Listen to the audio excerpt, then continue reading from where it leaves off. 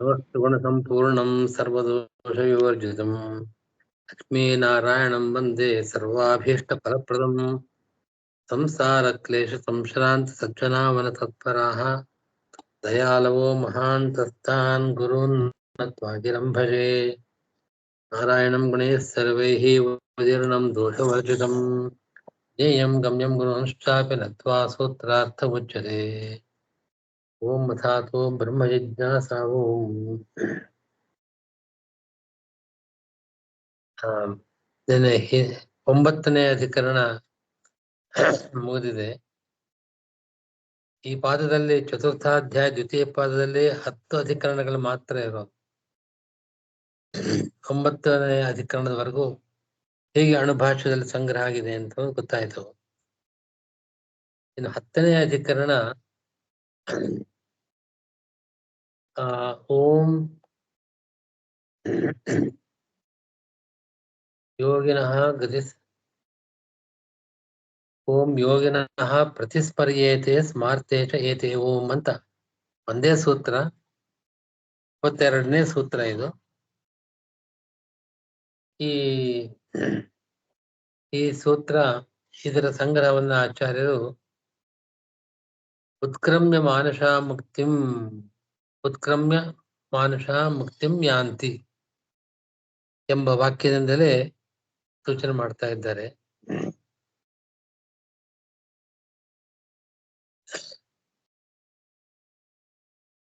ಉತ್ಕ್ರಮ್ಯ ಈಗಾಗಲೇ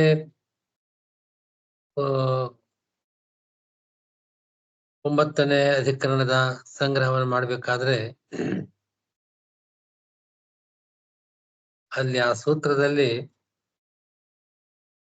ಬ್ರಹ್ಮನಾಡಿಯಿಂದ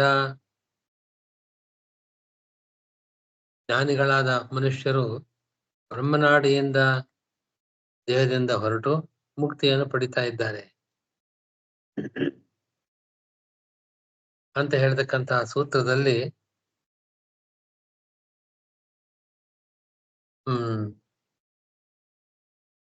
ಅವರಿಗೆ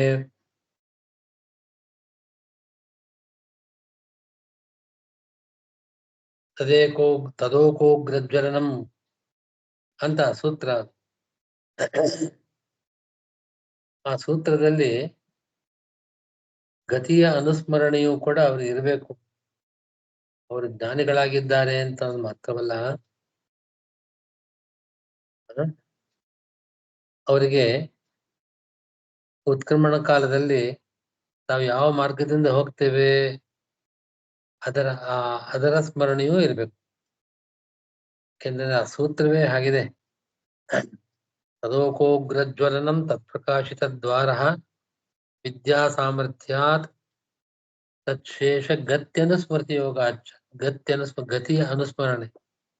ನಾನು ಯಾವ ಮಾರ್ಗದಲ್ಲಿ ಯಾರನ್ನು ಕುರಿತು ಈ ಮಾರ್ಗದಿಂದ ಹೊರಟು ಯಾರನ್ನು ಸೇರ್ತಾ ಇದ್ದೇನೆ ಎಂಬ ಜ್ಞಾನ ಇರಬೇಕು ಅವನಿಗೆ.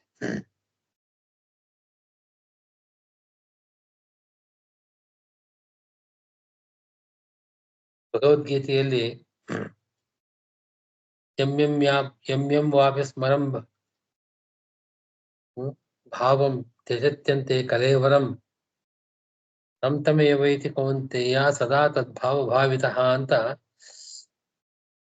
ಆ ಶ್ಲೋಕದಲ್ಲಿ ಅಂತ್ಯಕಾಲದಲ್ಲಿ ಯಾವುದನ್ನ ಸ್ಮರಣೆ ಮಾಡಿಕೊಂಡು ಅವನು ಕಲೇವರವನ್ನ ದೇಹವನ್ನು ತ್ಯಾಗ ಮಾಡ್ತಾ ಇದ್ದಾನೋ ಅಂತಹ ಒಂದು ಸ್ಥಾನವನ್ನು ಅಥವಾ ಆಕೃತಿಯನ್ನು ಅದನ್ನೇ ಹೊಂತಾನೆ ಅಂತ ಹೇಳ್ತಾ ಇದೆ.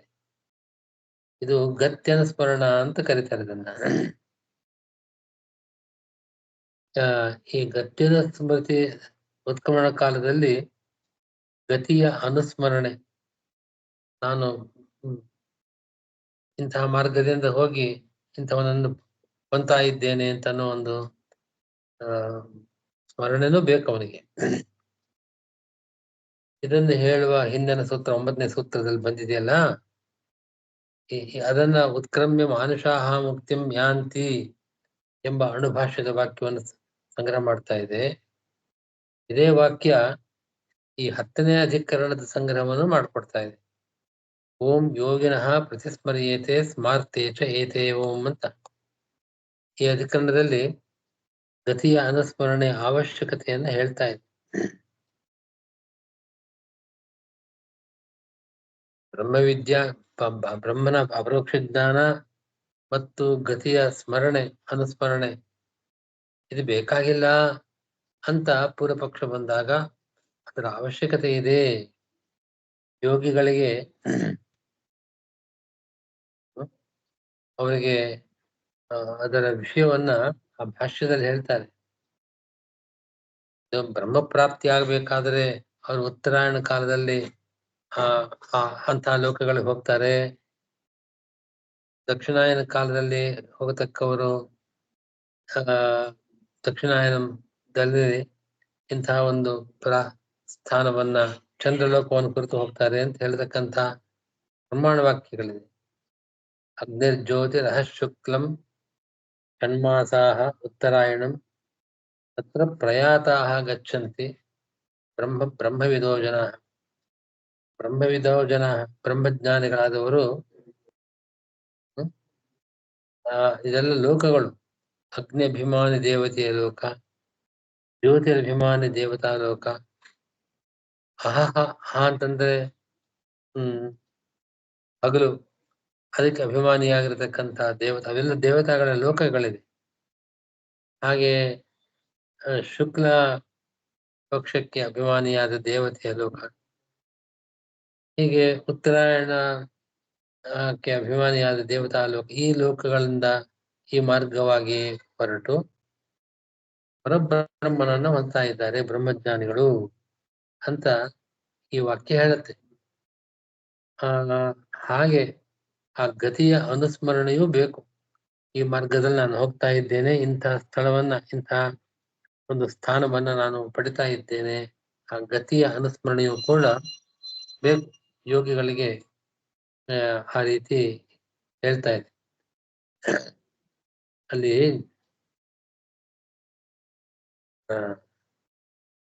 ಜ್ಞಾನಯೋಗಿಗಳು, ಕರ್ಮಯೋಗಿಗಳು ಅಂತ ಎರಡು ವಿಧವಾದ ಯೋಗಿಗಳಿದ್ದಾರಲ್ವೇ. ಯೋಗ ಅಂದ್ರೆ ಕರ್ಮ ವಿದ್ಯೆ ಅಂತಲೂ ಅರ್ಥ ಇದೆ, ಅದಕ್ಕೆ ಕರ್ಮ ಅನ್ನೋ ಅರ್ಥವಿದೆ.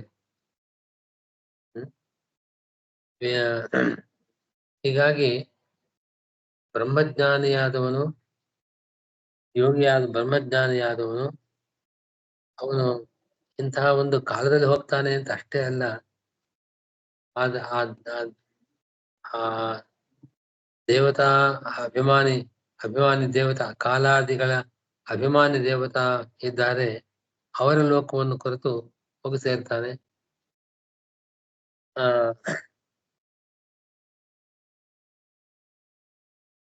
ಮೊದಲ ಪ್ರಾರಂಭದಲ್ಲಿ ಮಾರ್ಗದಲ್ಲಿ ಅಗ್ನಿಭಿಮಾನಿ ದೇವತೆ, ಅನಂತರ ಜ್ಯೋತಿರಭಿಮಾನಿ ದೇವತೆ, ಅರ್ಚಿರ ಲೋಕ ಅಂತ ಕರೀತಾರೆ. ಆ ಲೋಕಾಭಿಮಾನಿಯ ದೇವತಾ ಲೋಕ. ಅಹರ್ದೇವತಾ ಲೋಕ. ಶುಕ್ಲ ಪಕ್ಷಕ್ಕೆ ಯಾವ ದೇವತೆ ಅಭಿಮಾನಿಯಾಗಿದ್ದರೆ ಆ ದೇವತೆಯ ಲೋಕ. ಪ್ರತ್ಯೇಕವಾಗಿ 6 ಮಾಸಗಳು, ಉತ್ತರಾಯಣ ಕಾಲದ 6 ಮಾಸಗಳಿದೆಯಲ್ಲ, ಷಣ್ಮಾಸಗಳು, ಆ ಮಾಸಗಳಿಗೆ ಅಭಿಮಾನಿ ದೇವತಾ ಲೋಕಗಳು. ಉತ್ತರಾಯಣ ಕಾಲಕ್ಕೆ ಅಭಿಮಾನಿ ದೇವತಾ ಲೋಕ ಅಂತ ಲೋಕಗಳಿವೆ. ಈ ಮಾರ್ಗದಲ್ಲಿ ಹೋಗತಕ್ಕವರು ಬ್ರಹ್ಮಜ್ಞಾನಿಗಳು, ವಿಷ್ಣುವನ್ನ, ಪರಬ್ರಹ್ಮನನ್ನ ಹೊಂದತಕ್ಕವರು. ಅಲ್ಲಿಂದ ಪುನರಾವೃತ್ತಿ ಇಲ್ಲ. ಅಲ್ಲಿ ಹೋಗಿ ಸೇರಿದ ಮೇಲೆ ಪುನಃ ಭೂಮಿಯಲ್ಲಿ ಜನ್ಮ ಇಲ್ಲ ಅವರಿಗೆ. ಇನ್ನು ಕರ್ಮಯೋಗಿಗಳು ಧೂಮಾಭಿಮಾನಿ ದೇವತಾ ಲೋಕ, ರಾತ್ರಿಭಿಮಾನಿ ದೇವತಾ ಲೋಕ, ಕೃಷ್ಣ ಪಕ್ಷಕ್ಕೆ ಅಭಿಮಾನಿ ದೇವತಾ ಲೋಕ. ಆ ದಕ್ಷಿಣಾಯನ ಕಾಲದಲ್ಲಿ 6 ಮಾಸಗಳು ಬರುತ್ತಲ್ಲ, ಅದರ ಅಭಿಮಾನಿ ದೇವತಾ ಲೋಕಗಳು.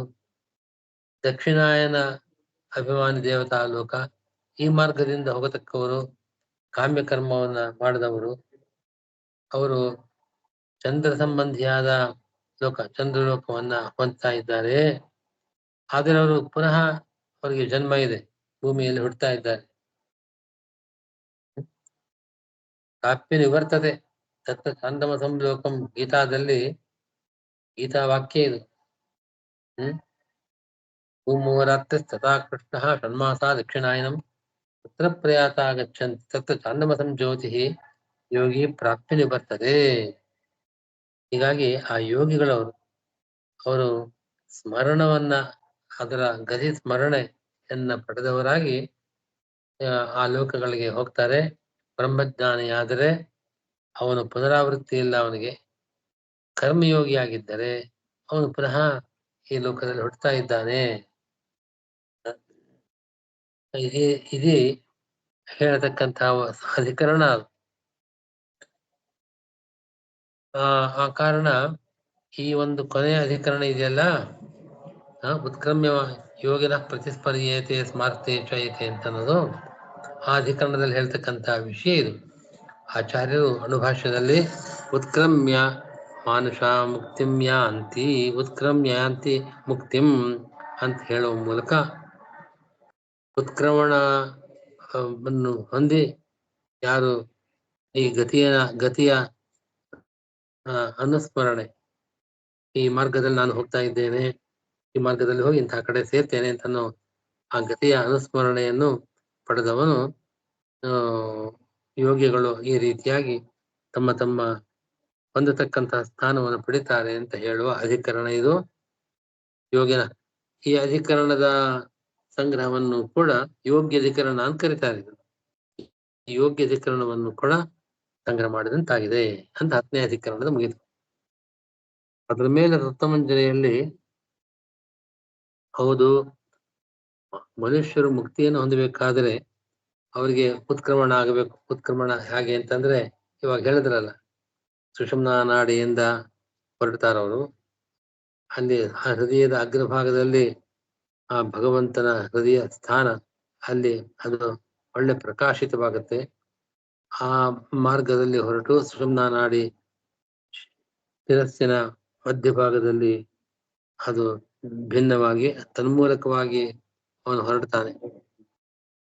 ಆ ರೀತಿ ಉತ್ಕ್ರಮಣವನ್ನ ಪಡೆಯತಕ್ಕವರು ಮುಕ್ತಿಯೋಗ್ಯರಾದ ಮನುಷ್ಯರು ಈ ರೀತಿಯಾದ ಉತ್ಕ್ರಮಣವನ್ನು ಪಡೆದವರು ಮುಕ್ತಿಯನ್ನು ಹೊಂದ್ತಾರೆ ಅಂತ ಹೇಳಿದ್ರಿ.